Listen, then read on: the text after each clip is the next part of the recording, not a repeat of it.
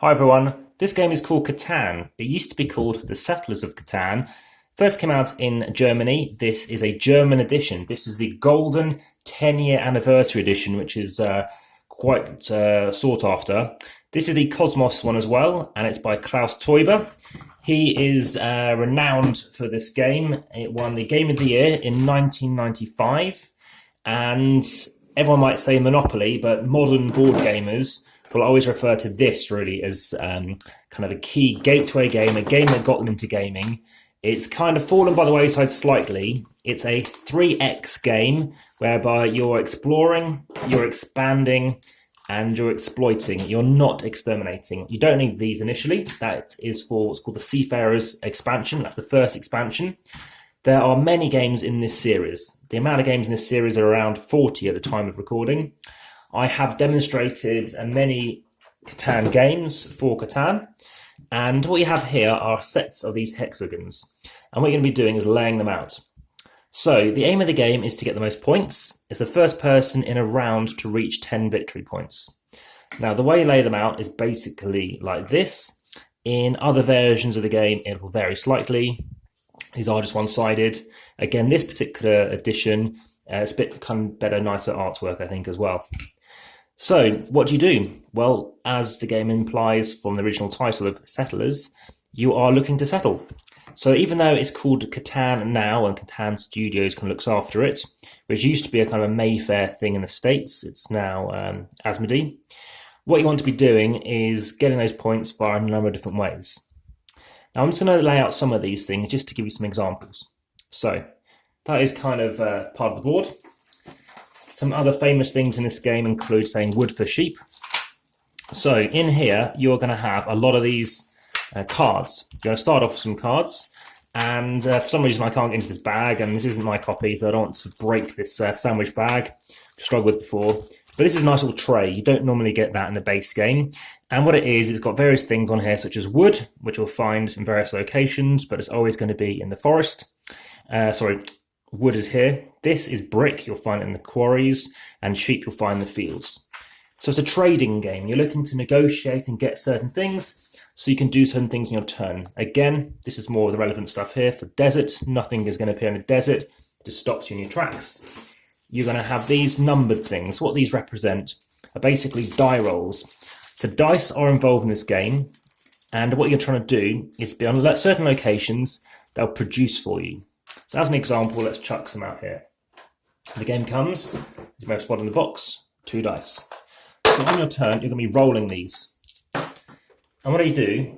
Whoever's got a 6, so no one's got that as an example, I haven't put it out yet, that will produce. So if that was here, whoever has that will get a piece of, one of these cards, which represent wheat. So to get a card, you need to make sure you've got a settlement on it. So you're going to choose your colour. So it says it's a 3 to 4 player game. I do want to stress that. So that is a bit of a negative, the fact you can't play it as a 2. These are those locations as well. So remember, you're going to randomly dot these all out. And then you're going to start with a settlement. So a settlement is going to look like a small thing like this.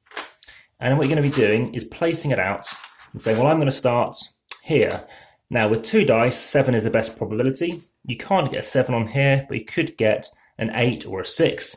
So you'll place it next to it, as you can see, a high chance of it coming up. So you might want to go there. Somebody else sees, well, actually, I want to go next to a 6 as well. So they'll go next to you. But you can't go next to somebody. You've got to go at least 2 spaces away.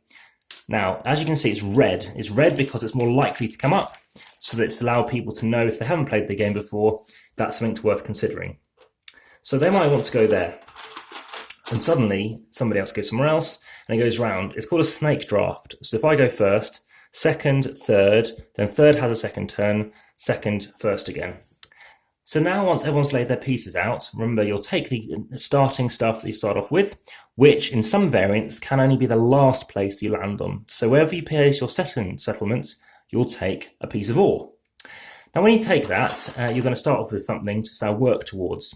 What you're working towards is maybe putting out some roads. So for your respective colour, a piece of road would look something like this. It's a flat line. Now remember, in the base game of Catan, you use the small little wooden huts with a bigger one, basically an extra a piece of roof on it representing a city. A road is similar, it's just a piece of, it looks like a stick basically. So that actually is a town and that is a city. So anything that's the smaller of the two, place that out. So this is already worth 1 point. You're already 10% of the way to winning. And also everyone's going to start off with 2. So everyone's going to start 20% of the way to winning, starting off with 2 points. If you can get out a city, that is worth 2 points. And what that means is you're suddenly up to 4 points. And again, you're almost half the way there to winning.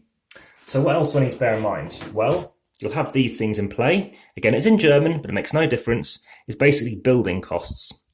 So that's basically Osten and cost. So in this case, if you want to get out a piece of wood and a piece of brick, you can do that, spend them, if you have them in your hand, and you'll get out a piece of road. Why do you need roads? Once you have 2 pieces of road, you can build another town or city. You must be at least 2 areas away from where you were. That's 2 lines, 2 pieces of street road. Because thematically, you wouldn't build right next to something else. Equally, if you want to then build a town, you're going to need a piece of wood, so a card for wood, brick, some wheat, and sheep. Once you've done that, you'll be able to get yourself a town. Now, the advantage of getting these towns out, remember, is you're starting to produce more and more resources. You're producing resources because you're going to be where the locations are. So suddenly, if you've got something over here, then this can be producing 2. Again, if it's a 6 or an 8, you're going to be doing really well, getting loads of resources. But watch out.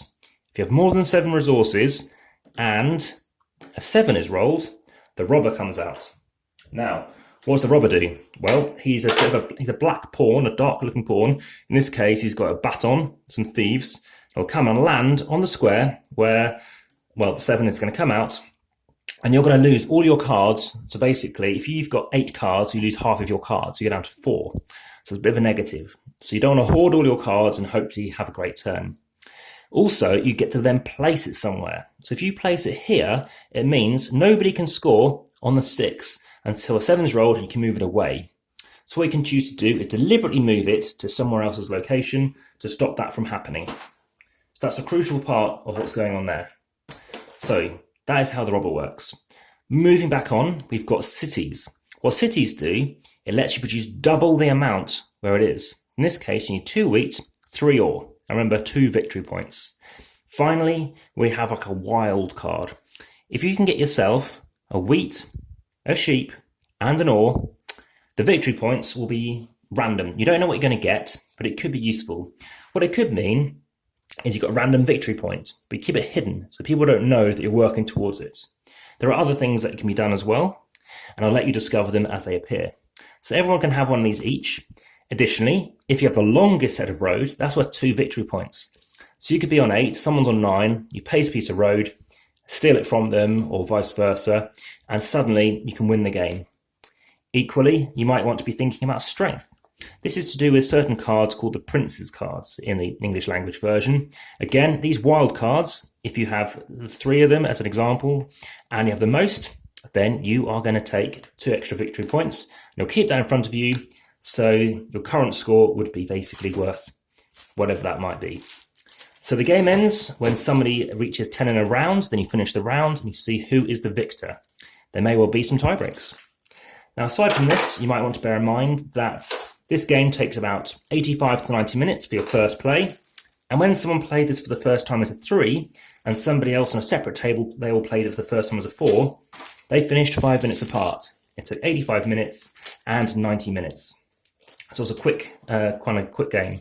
And my favourite way to play this game is actually the 5 to 6 player expansion, which allows you to basically obviously have more players. But crucially, I tend to chuck in 2 extra dice.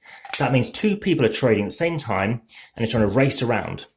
So the first thing you're going to be doing is going to be rolling the dice. Secondly, you're collecting all the resources. You're then able to trade and then say, right, I want to have, I don't know, you're trying to build a city. So you need an extra piece of wheat. And you say, well, I'll give you an ore or a brick for a piece of wheat. I go, no, because I know that you're going to get 2 victory points. So suddenly you're like, okay, well, I'll give you 2 pieces of brick. It might be the case that they really need brick or they don't.